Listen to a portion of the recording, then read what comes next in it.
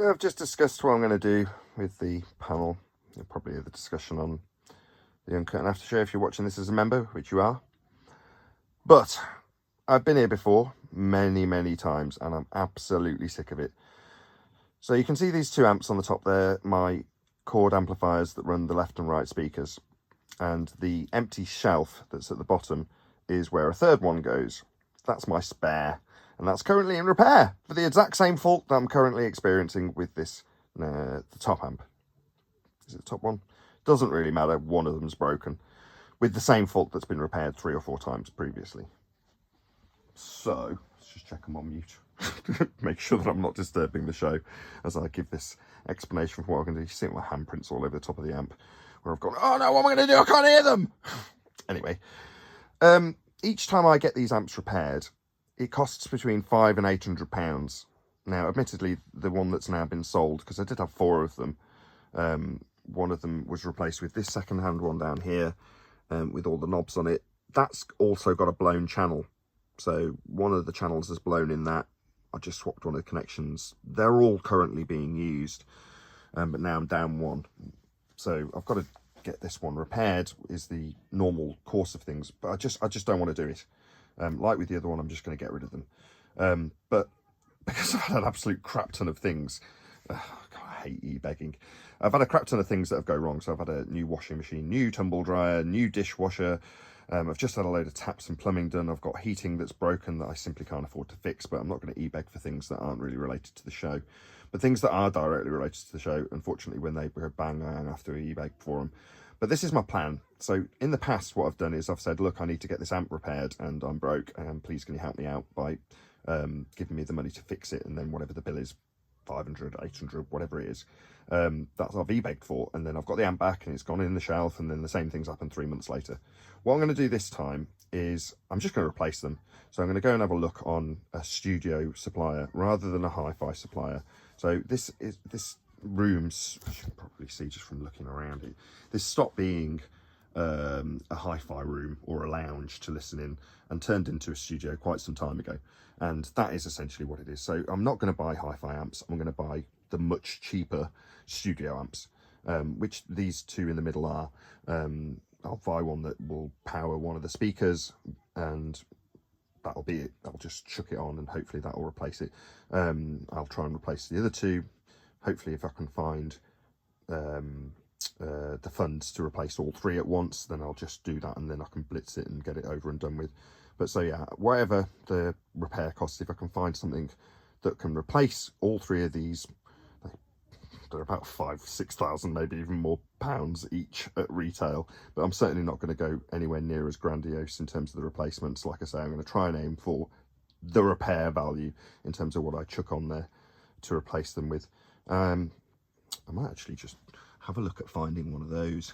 So that's another second-hand amp that I bought. Again, it's a studio amp, this SLA2 by whoever the hell they are. I might have a look and see if I can find just 3 of them.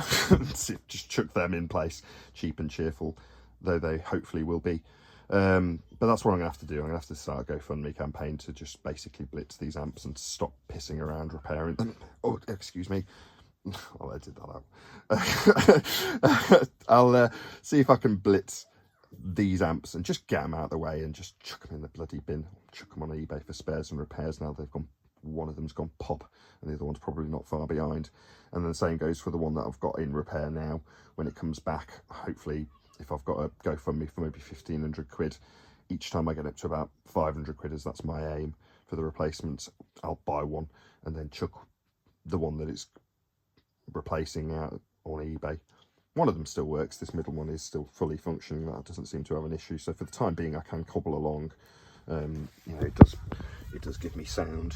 Oh, I don't know why at the moment it's not giving me sound. Oh yeah, it's actually that speaker. Okay, so here, yeah, so that's it is working. So I can just about make out what they're saying across the room.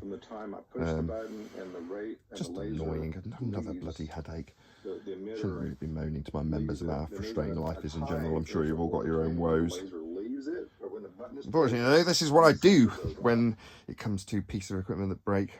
just have to get on with it and e-beg for a bit of help to get it all sorted. But yeah, I'm sick of asking for handouts to get things repaired when I don't see them as good value for the show. It's one thing saying, let's just mute these guys again.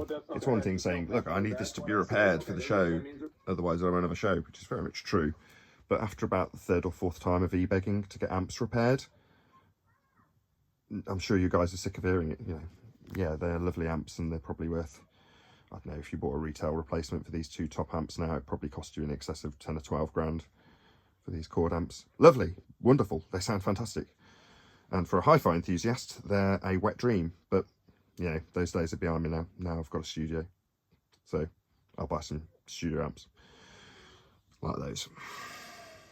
Not as nice. But hopefully they'll come with a warranty. And really, what's what matters, you know, that they function. You know, it's not like, yes, I do need to hear the sound, but that's more down to the room, as I've learned over the years, than the amplifiers. And the room's treated as a studio, so why not treat the amplification of my monitors as a studio would treat it, and they wouldn't be going out and spending, I don't know, 12 grand on hi-fi amplifiers. They'd buy those. So that's what I'm going to do, hopefully for 500 quid a pop. And I can replace all three, have some redundancy, and never think about it again for hopefully 2 or 3, maybe even 5 years if they show to be reliable. But that's my video explanation to my members in advance. When you see me e-begging for GoFundMe funds to buy amplifiers, you'll know why. And, you know, some might consider it a bit of a first world problem, but I'm not going to be e-begging for funds for washing machines. Don't get me wrong, I'll say I'm a bit broke at the moment. Can you give me PayPals? And people do. But when it comes to things like this, you know, I haven't got another 500 quid to throw at the repair, even if I wanted to. So one way or another, I'm going to be asking for help. And in this instance, it's helped to replace rather than repair something that's, I don't know how old it is now. Probably, I think I got these in 2010. So they're quite old. But yeah, they've obviously served their purpose for the show. And now it's time to replace them. So that's it. Look out for a GoFundMe campaign to replace these. It'll be sad. I don't want to get rid of them. I do want to repair them, but I want them to work more than I want them to be repaired and have nice amplifiers. So that's it. Look out for the updates.